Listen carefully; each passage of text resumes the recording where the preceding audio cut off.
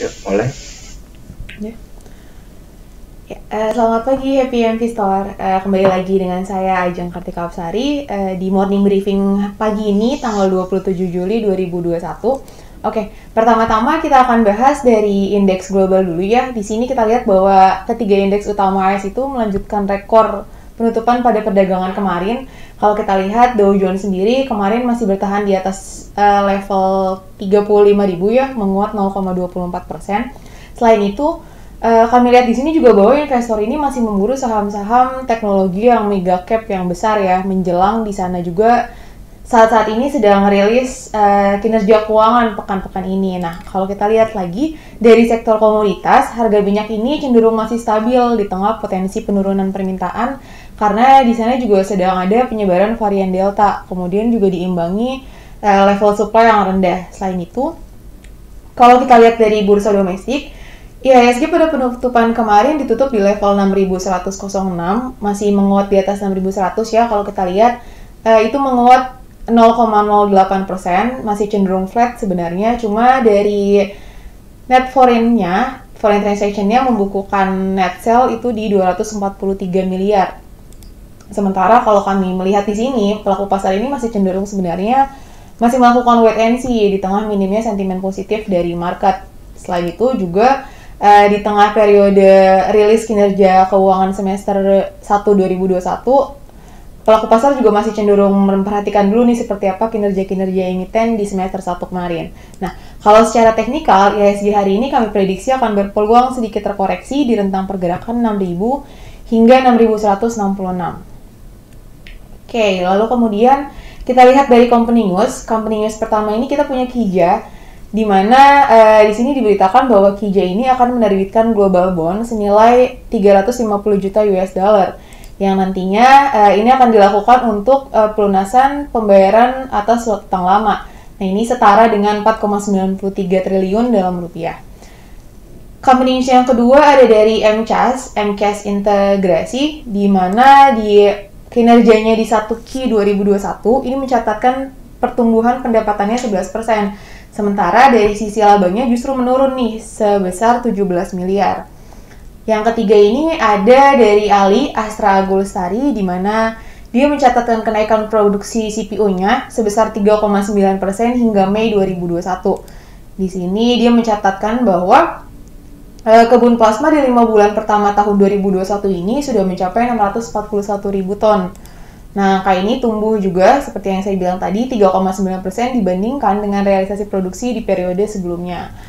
Didukung juga oleh kenaikan produksi ini adanya kenaikan pasok tandan buah segar atau TBS dari pihak ketiga sebesar 26,3%. Nah, kalau kita lihat dari domestic news-nya, oke, ini pemerintah akhirnya ada wacana untuk memberikan insentif modal kerja ke beberapa sektor yang mengalami tekanan saat pandemi ini. Kita lihat sektor di sini yang diberikan itu ada sektor pariwisata, transportasi, dan Horeca. Horeca ini adalah hotel, restoran, dan kafe. Dari Menteri Koordinator Bidang Perekonomian, ini diwacanakan akan memberikan insentif berupa modal kerja di periode semester 2 nanti. Nah, ini diberikan dengan harapan bahwa sektor-sektor pengusaha di sektor ini tidak akan melakukan PHK terhadap karyawannya dan juga kondisi bisnisnya semakin membaik. Kita lanjut dari global news di sini. Di berita di AS itu penjualan rumah baru jatuh pada bulan Juni kemarin, padahal di bulan Mei-nya sebelum bulan Juni ini diberitakan bahwa penjualan rumah baru ini juga di bawah lebih rendah dari perkiraan awalnya. Di sini kita lihat bahwa ini memberikan indikasi pasar perumahan ini kehilangan momentum di tengah lonjakan akibat stok rumah yang tipis seperti itu. Lanjut di sini kita ke ekonomi kalender. Untuk hari ini tanggal 27 Juli hari Selasa, di US ada 2 berita ekonomi yaitu Durable Goods Order dan satu lagi ada Consumer Confidence atau indeks keyakinan konsumer. Selain itu dari corporate calendar, hari ini ada RUPS beberapa emiten, ada WIM, Tofas, PJAA, DMMX, Diva, DKDP, dan Arta. Nah, hari ini juga ada IPO, ada listing saham baru yaitu UVCR. Oke, dari teknikal, IHSG hari ini kami perkirakan bergerak agak terkoreksi secara teknikal.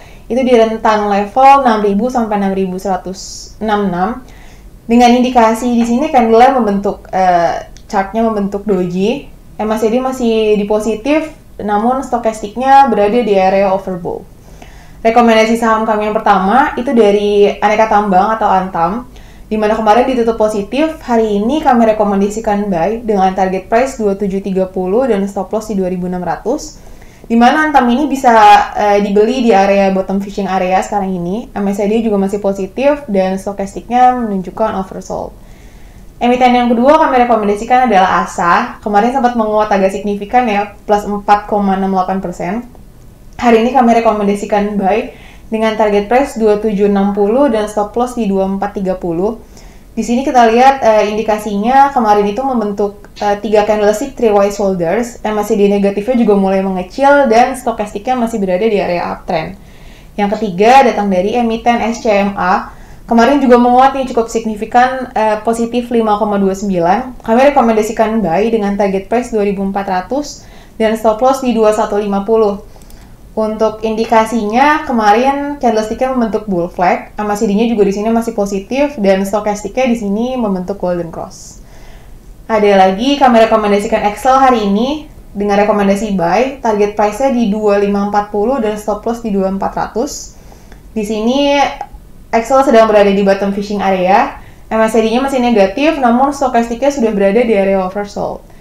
Yang terakhir kami rekomendasikan Cepin, kemarin menguat 1,2%, kami rekomendasikan buy dengan target price 6.625 dan stop loss di 6.200. Di sini candle-nya membentuk bullish harami, MACD-nya positif dan stokastiknya berada di area oversold.